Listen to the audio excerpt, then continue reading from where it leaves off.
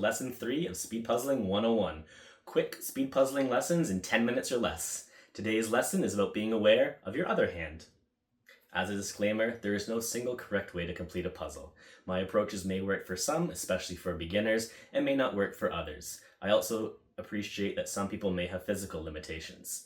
My advice is to try as many different approaches as you can and see what works for you. In upcoming videos, I'll continue to go through different strategies and techniques to help you with your speed puzzling, but there is one aspect that you must always take into consideration, and that is what you are doing with your non-dominant hand. Being aware of what is going on with the non-dominant hand can make all the difference in any future strategy that you are looking to employ. For many people, myself included, you may need to remind yourself on a continual basis that you have two hands that you're able to use. My advice is to record yourself doing puzzles and strictly watch your non-dominant hand to see what it's doing throughout the entirety of the puzzle. Watch the video to see how often that hand is moving. Is it helping to aid in the right hand more often than it's not? Is it being put in a position to actually slow you down? And in some cases, that's very possible. In this video, I'll be going through a few scenarios where the left hand may be of help or a hindrance to your overall speed puzzling experience. In the piece flipping stage, the vast majority of people use two hands. Depending on your dexterity, it likely isn't an equal distribution of labor, but some support is better than no support. Even if you aren't able to physically pick up and flip pieces with your non-dominant hand, you can still use it to spread pieces around, flatten small piles, and help organize. But then I see, and this is especially true for newer speed puzzlers, is that the non-dominant hand becomes irrelevant for the remainder of the puzzle. But I can also be guilty of this under certain conditions. The first scenario is during the initial sorting of your first project after the pieces have been flipped and the edges are done. You are now searching for pieces that are a part of the section you are looking to start working on first. Theoretically, if you are able to use two hands to flip pieces, you should be able to use two hands to pick up pieces, but that's not always the case. For those who are not using two hands, you are likely doing one of two things with your non-dominant hand. The first way is not slowing you down per se, but it certainly isn't making you go faster, and that is using your non-dominant hand for storage. While you are using one hand to pick up pieces, you are placing them in your other hand for safekeeping. Why? Just place them on the table close to where you're working, or even better, palm as many in your hand while still being able to use a few fingers to pick up other pieces. This frees up the non-dominant hand to do the same. It may not go as fast as your other hand, but it is still better than just acting as a temporary storage unit. The second way is actually slowing you down, and this will come up a few times, and that is you are using your non-dominant hand and arm to prop you up. As this is early in the speed puzzle round, you should have the most energy. If you are leaning on your arm already, you will naturally go slower as part of you is literally relaxing. Do something, anything with that other hand, even if it is just to move around pieces. The second scenario is working on the actual puzzle. You have your project that you're working on, and that non-dominant hand is just chilling and watching the other hand do all the work. While it may not be propping anything up at this point, it still isn't helping in any way. More advanced and ambidextrous puzzlers may use the non-dominant hand to place pieces, but you don't get to that stage by chance. So instead of just resting on the table like a vestigial organ, start off by using it for small tasks. Simple task 1, using your hand as a small tray. For when you are close to finishing a section, have the remaining pieces on the palm of your non-dominant hand, so your puzzling hand has less distance to go to collect pieces. You can also see upcoming pieces easier. Simple task 2. This could involve giving your non-dominant hand some basic responsibility and having it place simpler pieces that only have one orientation possible. This will allow you to start building up the dexterity of that hand while also placing pieces.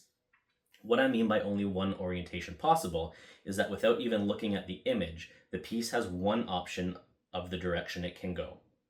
Examples include pieces with 3 outies, or knobs or tabs, and 1 innie, or slots or sockets. There is one way I can place this piece in the puzzle. Another example would be with pieces with 3 innies and 1 outie. Again, there is only one direction this can go. The third piece is the 2 outies side by side and across from 2 innies side by side. Again, another example of a piece that can only go in one direction. Using these 3 pieces to practice will help your non-dominant hand to gain dexterity and be able to help place other pieces in the future.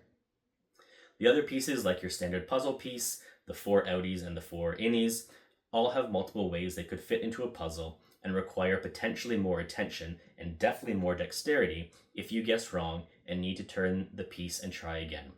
Continue with this for as much of the puzzle as possible. The third scenario can occur at any stage of the puzzling process, but most often it'll happen from the midway point to the end. There are still a lot of pieces to place, but sections are starting to come together with a lot of random holes to fill. Similar to the second scenario, you may not have the dexterity yet to place the pieces with both hands, and that's fine, but the non-dominant hand can certainly still be useful to help with your speed. As we are just filling gaps now, a little hand tray could help, but we want to go faster. The hand tray lets you look at the puzzle, decide on what a piece might look like, and then search for it on the tray. We want to reverse that mindset here, and the non-dominant hand can help. We are going to use the hand as a distribution system. Place up to 10 pieces in that hand, all facing upwards if possible, and only so many that you can still do the next step. If your hand only comfortably fits 5 or 8 pieces, stick with that. Next, deal out one piece so that your dominant hand needs to place on the puzzle. Whatever comes out, that piece should go into the puzzle or the section you're working on. As you are looking for where that piece goes, your non-dominant hand is already getting the next piece ready for you. If you cannot find the place where that piece goes, place it off to the side. Do not put it back into the non-dominant hand. The more you try this approach, the more you will get used to looking at the puzzle as well.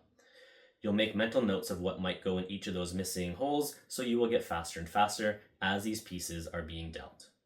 The final situation I want to cover is near the end, especially as you are getting tired or have hit a stage of a more challenging puzzle where trial and error, also known as grinding, becomes the only approach left. This is when the image itself is providing very little information and piece shape is now the focus, but only by looking at the outies and the innies. In a random cut puzzle, this may be a bit easier in some cases, but in the standard ribbon cut, this can be more of a grind. At this stage, you are likely down to your last and toughest section. You've been puzzling for an hour or 90 minutes or more, and the mental and physical toll is being felt. You know that you just need to keep trying pieces, but it is a bit boring. I've seen a lot of people speed puzzle, and this last stage is where many really slow down. And that is because they are almost always resting on their non-dominant hand and arm. It might be crossed in front of you and you're leaning over it, or worse, you may be leaning on your hand and elbow.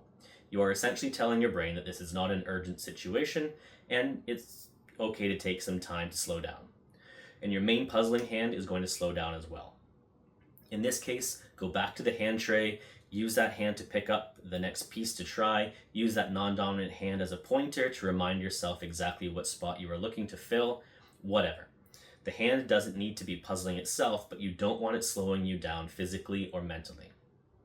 So whenever possible, you want to be using both hands.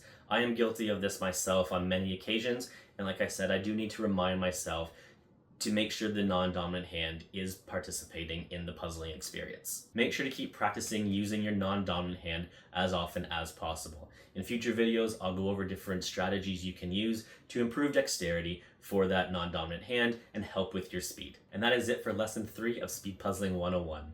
Click like if you enjoyed it, and make sure to subscribe to stay up to date with all the content on this channel. Also, feel free to leave a comment below or a suggestion on what you might want me to cover in future videos. But for now, that is it. I will see you next week for another lesson. Class dismissed, and until next time, happy puzzling.